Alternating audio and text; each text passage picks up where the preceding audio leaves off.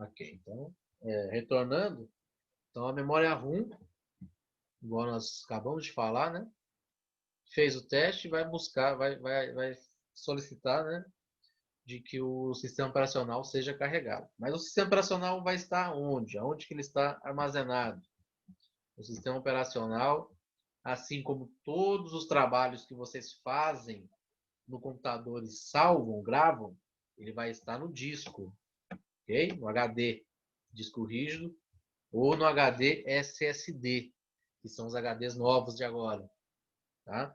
Mas por que está trocando, gente? Por que esse HD aqui são HD de discos metálicos, com uma agulha na ponta, em que ela, através de pulsos magnéticos, ela faz a gravação e leitura, tá? Então, é um disco muito sensível, certo? E ele, com uma pancada, uma queda, né, que seja um pouco brutal, ele danifica, ele pode ser danificado facilmente. Então, um notebook para me derrubar, né, é perigoso. Um gabinete de computador, se ele tombar, é perigoso, né, danificar o HD devido a isso. Ele não pode ter pancadas.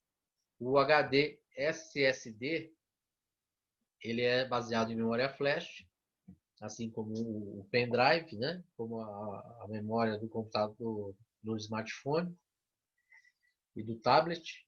E ele, além de não ter esse perigo, né, de danificar facilmente, ele também ele é mais rápido, bem mais rápido, tá? Para acessar os dados, para gravar. Então, dá uma velocidade, dá uma sensação de velocidade assim muito perceptível, né? Porque ele realmente é bem mais rápido, o acesso e a gravação. Então, logicamente que a tendência é esse HD aí, desse disco rígido aí, se partir, né? Ou seja, acabar-se. É o que está acontecendo. Okay? Mas, por enquanto, ainda existe muito, né?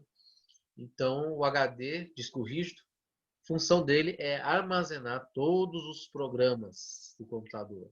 Tá? Fica nele armazenado. E os trabalhos de todos os usuários, né? Fica armazenado nele. Então, a memória RAM avisa de que o sistema operacional aqui do HD pode ser carregado. Carregado para onde? Ele é carregado para a memória RAM. Okay? Memória RAM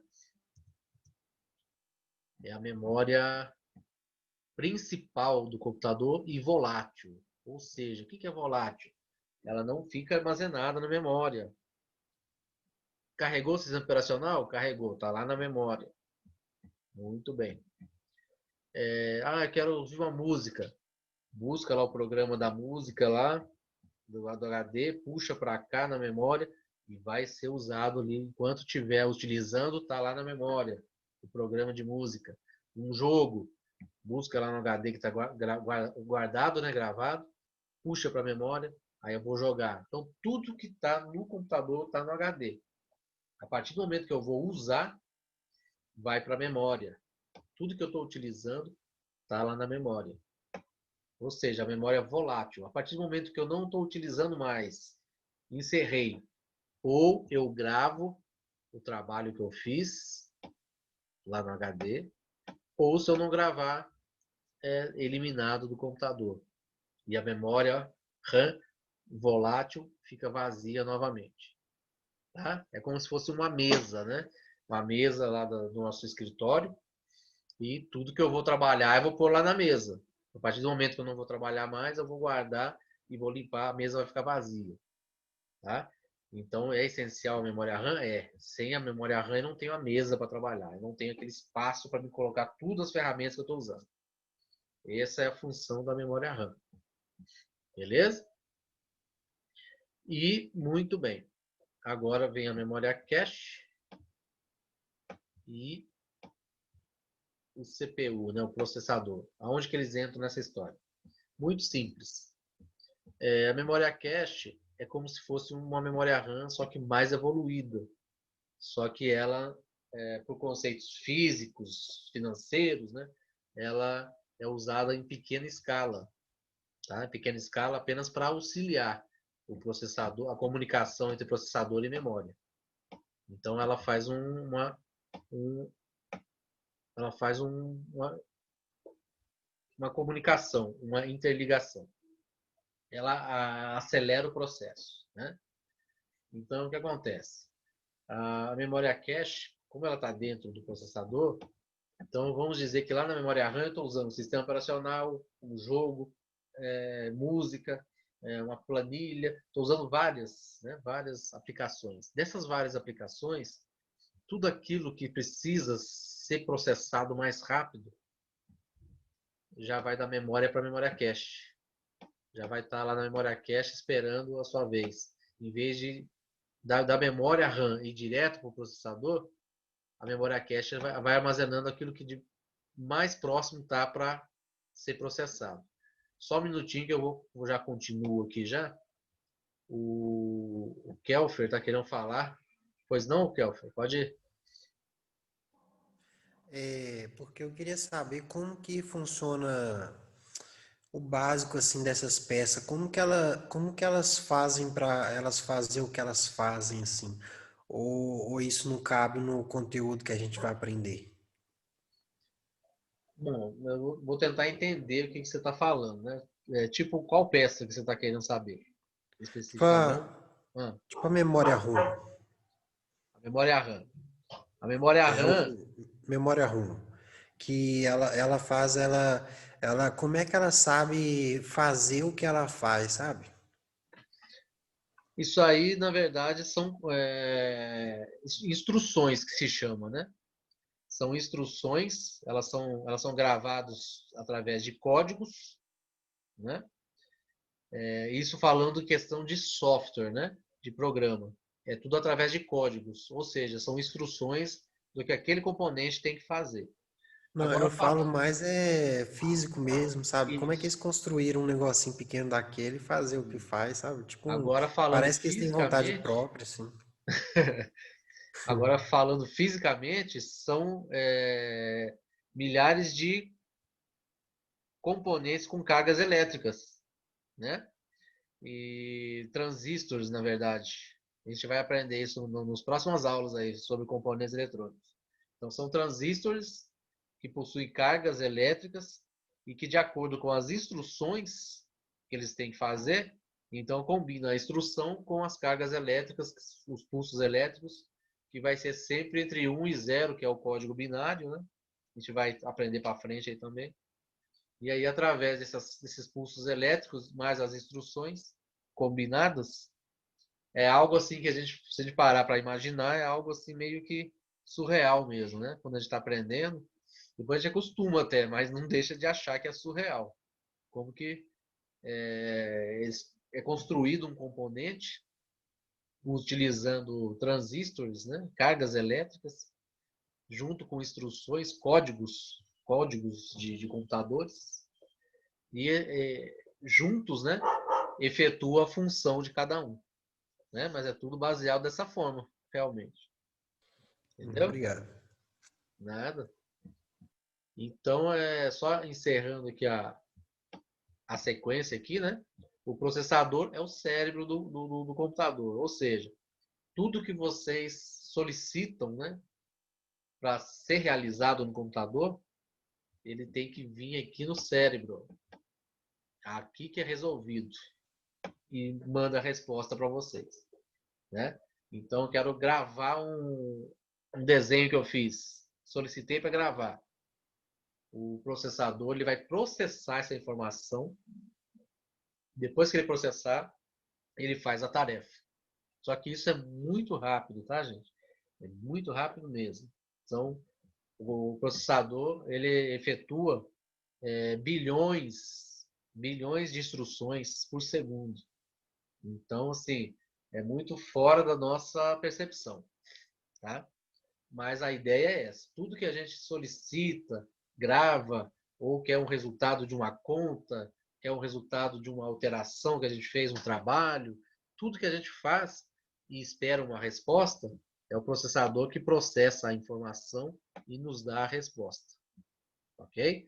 Então, está armazenado na memória enquanto a gente está trabalhando? Tá.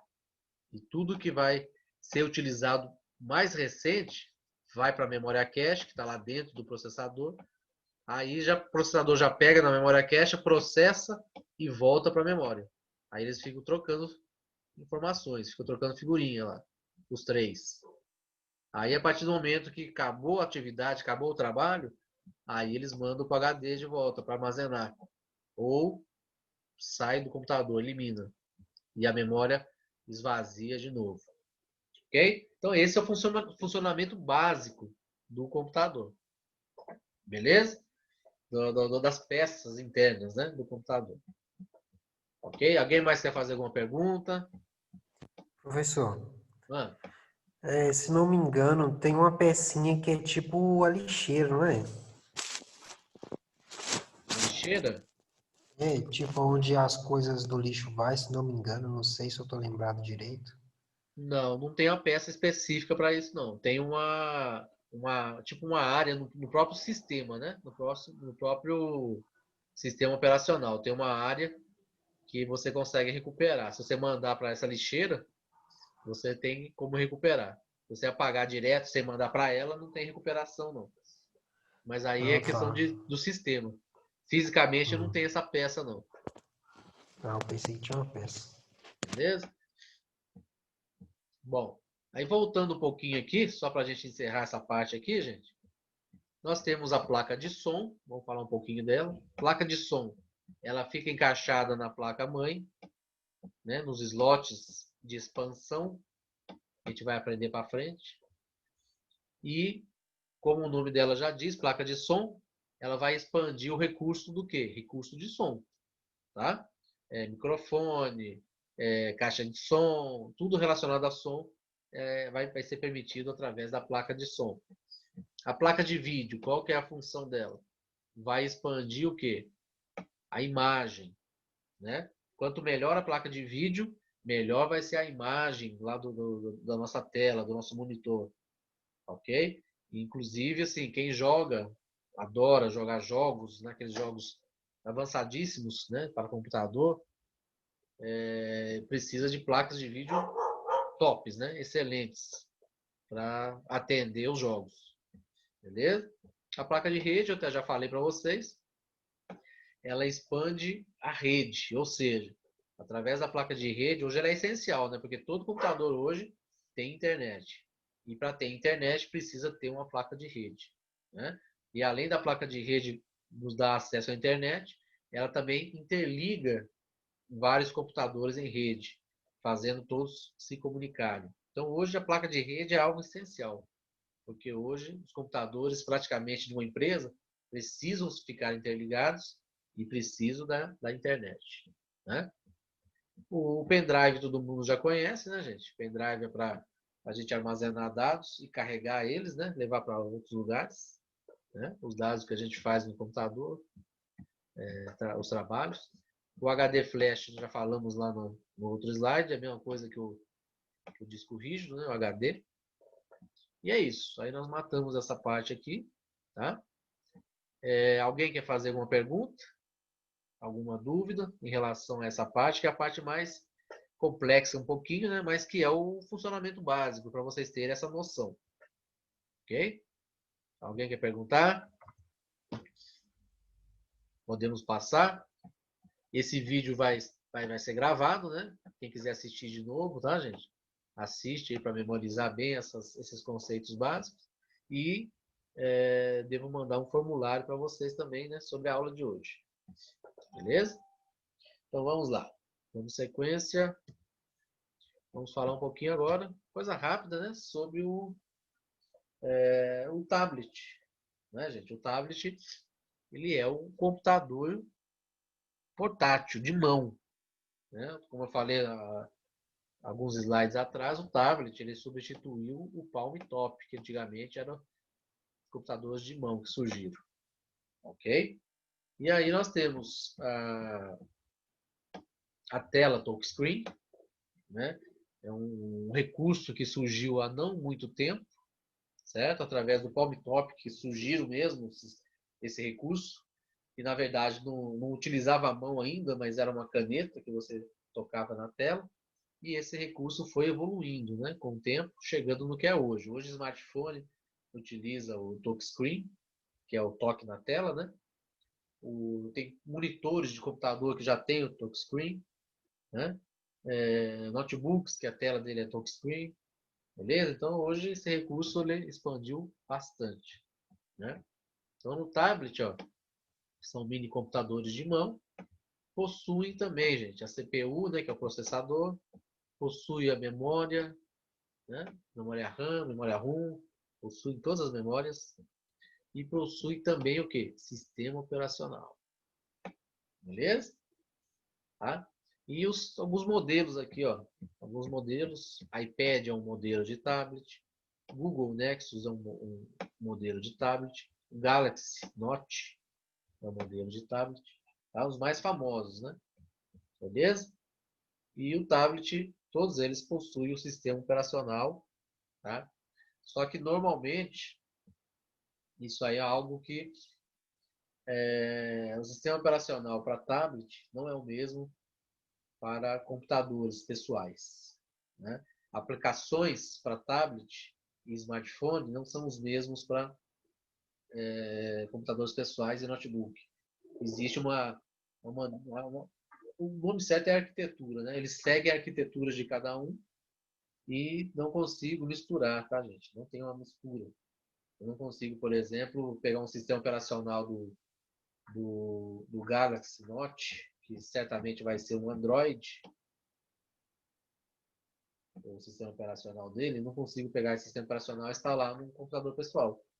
E vice-versa. Não consigo pegar o meu Windows ou Linux lá e instalar num tablet, num smartphone. É bem específico. Ah, mas eu tenho aplicações que dá para instalar nos dois? Tem. Só que aí o pacote de instalação é específico.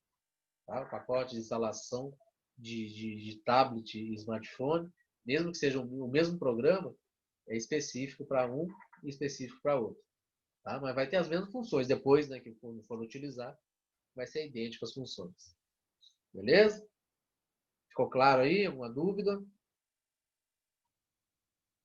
Qualquer dúvida aí, é só chamar aí, tá, gente?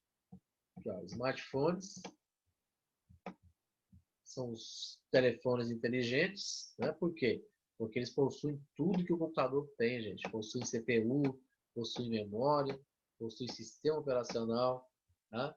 E nós temos como famosos aí, ó, os iPhones, os Galaxies, né? Temos os Motorola também, os Moto G, né, gente? Também bastante famoso aí. E hoje em dia tem os Xiaomi, né? Os famosos também entrou na concorrência aí. Ok? Alguma dúvida, alguma pergunta? Vou passando aí, tá, gente? Isso tudo aí são informações básicas para a gente começar com o mesmo conhecimento. Periféricos. A palavra periféricos. Tá? Dispositivo periférico ou simplesmente periférico é o quê? É um dispositivo auxiliar usado para enviar ou receber informações do computador. Ok? Na computação, o termo periférico aplica-se o quê? A qualquer equipamento ou acessório ligado à CPU. Então, CPU é o principal, é o centro, gente. É a unidade central de processamento e está dentro do gabinete, né? Em um sentido mais amplo, ao computador, né? Porque tudo aqui que está ligado à CPU, né? Porque a CPU é o processador que processa os dados. Então, tudo vai ter que conversar com justamente o CPU, o processador. Mas lembrando que ele está dentro do computador, dentro do gabinete. Né? Vamos destacar bem isso. Aqui, ó. Periféricos. Ó. Isso aqui é um data show, é um periférico. Isso aqui é um pendrive, é um periférico. Temos uma impressora, um periférico. Temos um mouse, é um periférico. Temos um teclado, né? Um monitor, uma webcam, um microfone, e a caixa de som. Então, são todos periféricos que estão o quê? De certa forma, eles vão ser ligados no gabinete para conversar com o processador, com a CPU. Porque todos eles precisam efetuar a função deles. E para eles efetuarem as funções deles, eles precisam de quê? Eles precisam de conversar com o processador. O processador tem que dar a resposta a eles. Beleza? Então aqui, existe alguma dúvida de vocês aí em relação a esses periféricos aí, a função de cada um deles? Né? O pendrive a gente grava dados, né? Informações. O data show é para a gente projetar a imagem do computador numa parede, né? num painel. Microfone para a gente poder conversar, igual vocês estão utilizando aí o microfone para conversar na aula, né? A webcam para vocês visualizarem, estão me vendo aí, vocês também eu posso ver vocês também. Caixa de som para a gente ouvir, né? O áudio que vem do computador para fora. O monitor para a gente ver as imagens do que a gente está trabalhando, fazendo. Teclado para a gente digitar toda a informação que a gente quer enviar para dentro do computador. O mouse para a gente acessar, né, através de cliques, a gente acessa funções nos programas. E a impressora para a gente imprimir, passar aquilo que nós fizemos de trabalho, passar para o papel. Beleza?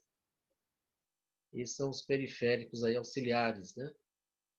E lembrando mais uma vez que nós temos os periféricos essenciais, que seriam esses 4 aqui, ó.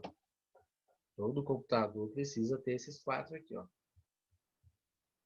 São os periféricos essenciais, ou seja, a gente não trabalha sem eles, beleza? Apesar de que, né, há um tempo atrás, alguns anos atrás, todo mundo batia o pé de que o mouse poderia não ser considerado um hardware, um periférico essencial, porque a gente consegue trabalhar com um teclado só, sem utilizar o mouse. Só que assim, dificulta extremamente, né, gente? Porque a gente tem que decorar comandos, decorar atalhos, e devido a isso, o mouse praticamente entrou como um periférico essencial, tá? Mas se ele não existir, a gente aprender a usar o teclado para os comandos, a gente faz os comandos sem precisar usar cliques. Mas vai dificultar um bocadinho, viu?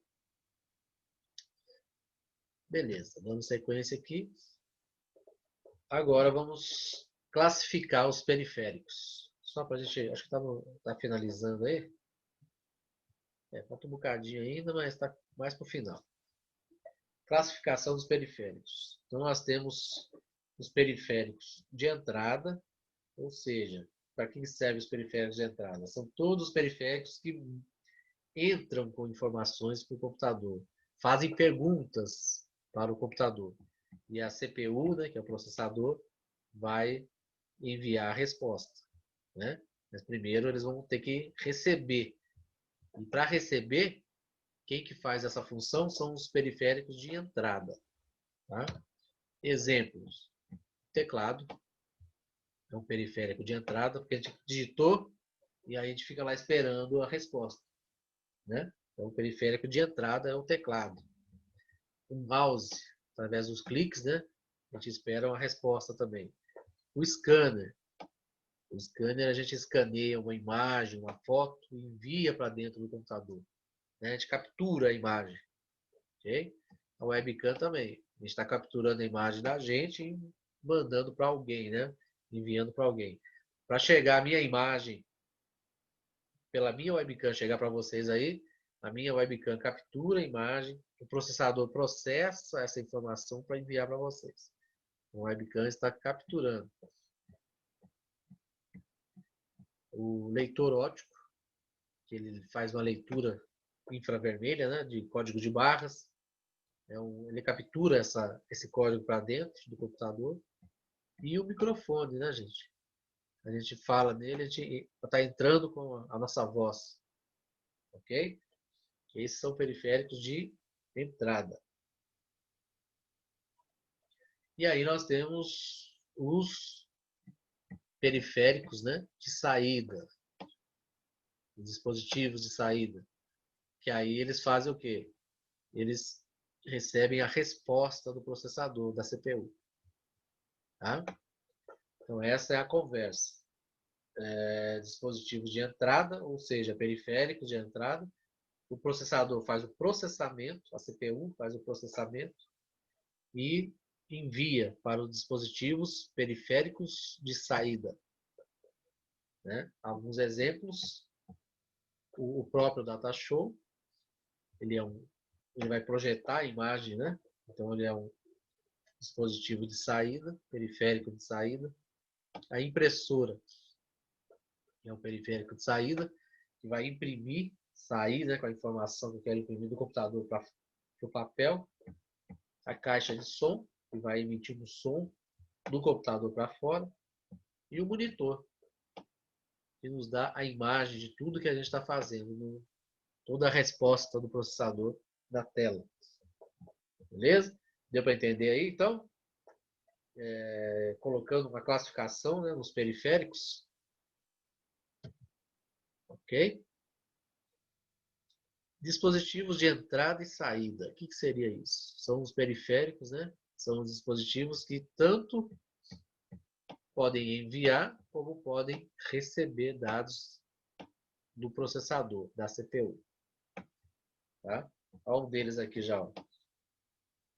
Eu posso entrar com dados do pendrive e gravar, como posso tirar dados com o pendrive. Alguns exemplos aqui. Ó. Pendrive, né, como eu acabei de falar. O disco rígido. Eu posso utilizar tanto para entrar informação como para sair.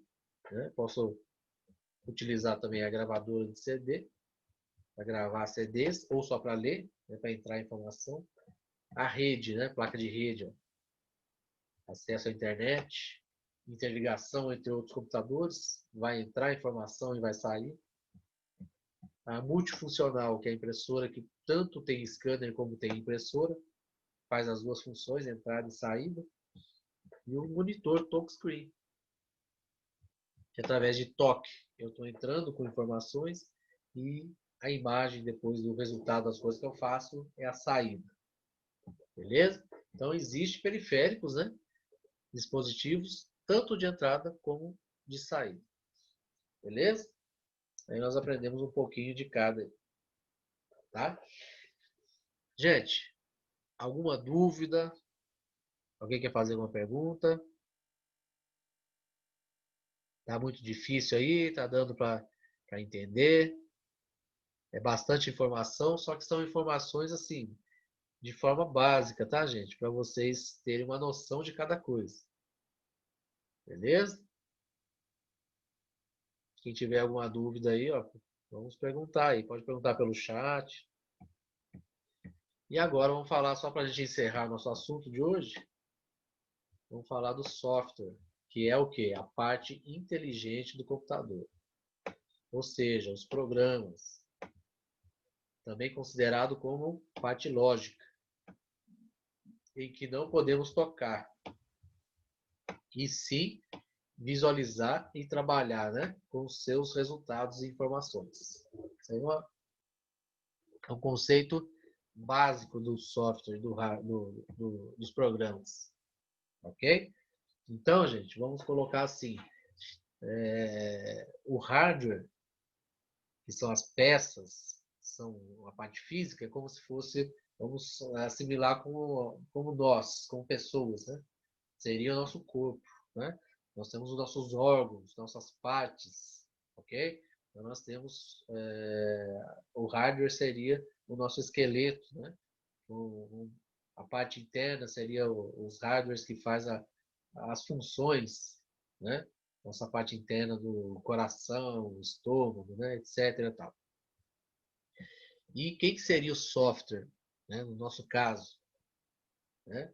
O que seria o software? A nossa alma, né? Nosso conhecimento, tudo que nós temos que é nosso, não se pode tocar, tá em nós, né? Faz parte de nós, é o nosso conhecimento, tudo que a gente consegue fazer, nossa inteligência, tá?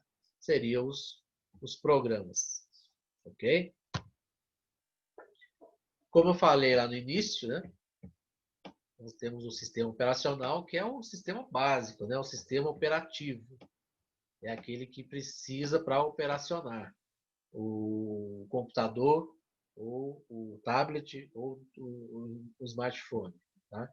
É um programa ou conjunto de programas cuja função é gerenciar os recursos do sistema, tá?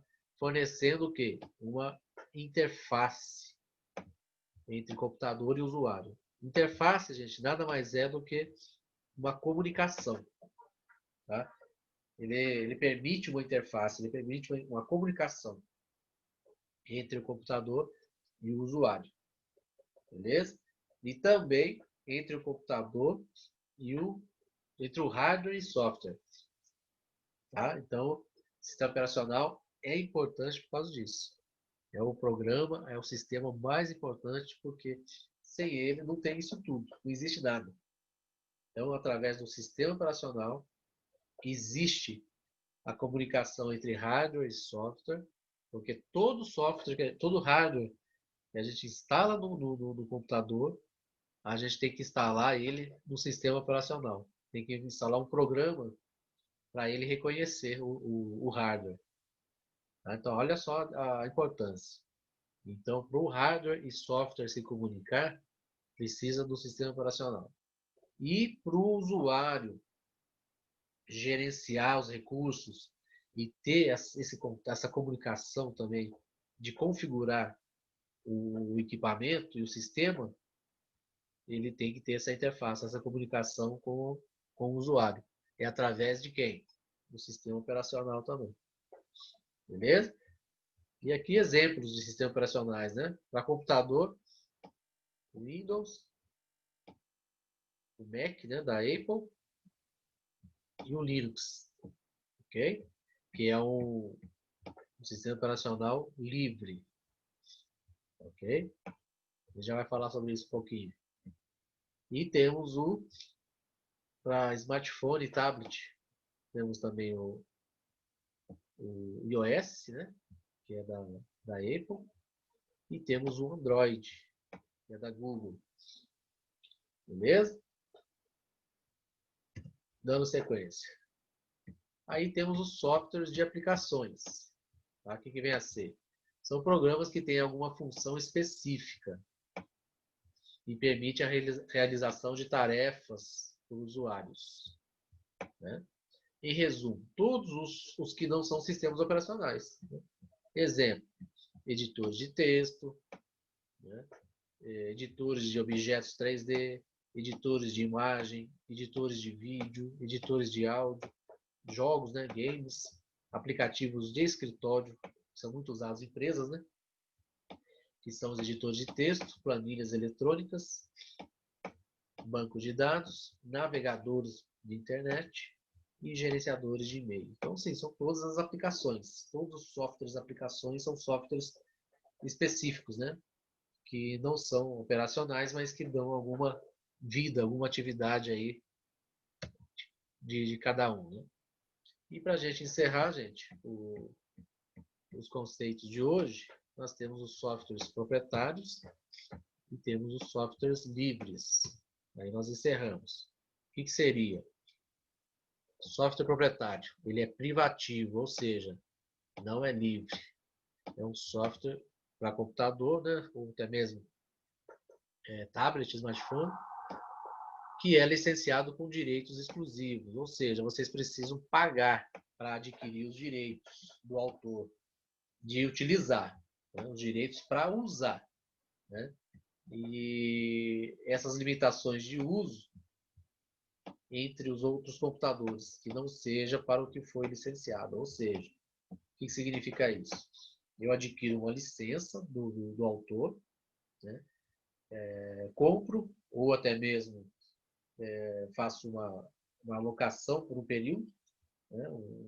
De uso do direito, e aí eu posso utilizar durante um período ou compro de vez, né, a licença para usar sempre lá no meu equipamento. No meu equipamento. Não posso sair instalando em outros, tá? Então tem essa exclusividade, beleza? Esse é um software proprietário. Um exemplo está aí, ó. O Windows, o WinRAR, iTunes, Microsoft Office, Google Earth, softwares da Mac, né? Skype, e aí vai. Ah, mas eu instalo Skype gratuito. Gente, existem softwares que permitem vocês instalarem gratuitamente e usarem desculpa, ferramentas básicas daquele software. Mas não é nem metade dos recursos que ele tem. Ah, eu quero usar todos os recursos que ele tem. Aí você tem que comprar a licença completa, né? Acontece muito isso também. Beleza? E para a gente encerrar, os softwares livres é o software que concede liberdade ao usuário para executar, acessar e modificar o código-fonte, tá? E redistribuir cópias com ou sem modificações. Sua definição estabelecida, tem empresas que regulamentam, né, e fiscalizam. Uma delas é essa, juntamente com essa aqui, ó. Ok? Lógico que toda exceção tem a sua regra. Então, eles têm os contratos, eles têm as regras que ó, o usuário pode seguir, né? O que significa isso? São softwares que a gente baixa na internet, utiliza livremente, sem precisar o quê? Sem precisar comprar, adquirir a licença. Ok? A gente pode usar, a gente vai baixar, vai ter a instrução lá de aceitar a licença, tudo. Ele tem a licença do mesmo jeito, porém não precisa de que eu adquire comprando essa licença. Ok? Eu tenho liberdade de instalar e utilizar em quantos equipamentos eu quiser, ok? E sem ter que pagar, sem ter que ter limitações de uso, limitações de ferramentas. Então ele é mais livre por causa disso, certo? E para quem tem um conhecimento mais avançado, igual, por exemplo, o Linux, né? Voltando aqui, ó, a ele aqui, ó, o ícone dele aqui, né? É um sistema operacional, o Linux. Ele é livre e ele tem o código dele aberto. Quem adquire conhecimento avançado nesse software, nesse sistema operacional, o Linux, ele consegue fazer o quê? Modificações de códigos, ou seja, criar o seu próprio sistema operacional, tá? E aí é um conhecimento mais avançado, né, gente? Não vamos entrar em detalhes não, mas o software livre permite isso também, beleza? Então já estamos com menos de um minuto, vai cair o link aqui. Quero dar uma boa noite a todos aí, agradecer a presença de todos. Quem tiver alguma dúvida agora, acho que nem vai dar tempo de tirar, mas pode deixar no grupo lá que eu respondo, ok? Então, a gravação, as duas partes de gravação eu mando no grupo, mais o formulário. Não deixe de responder. Uma boa noite, agradeço a presença de todos e até a próxima, viu, gente? Obrigado aí. Um abraço a todos.